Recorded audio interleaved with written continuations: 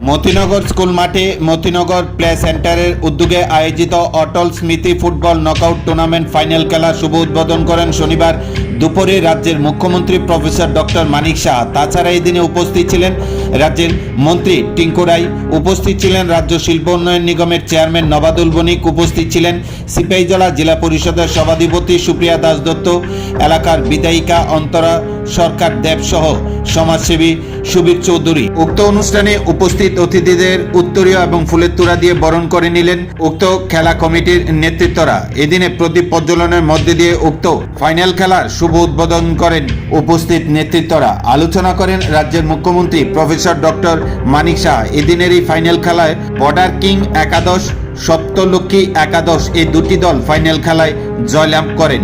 এদিনের ফাইনাল খেলায় এক গোলে বর্ডার কিংকে পরাজিত করে সপ্তলক্ষ্মী একাদশ জয়লাভ করেন। আলোচনা করেন মুখ্যমন্ত্রী প্রফেসর ডক্টর মানিক সাহা। এদিনের এই ফাইনাল খেলায় জয়ী দলের হাতে পুরস্কার তুলে দিলেন শনিবার বিকেল 4টায় রাজ্যের মুখ্যমন্ত্রী সহ উপস্থিত নেতৃত্বরা।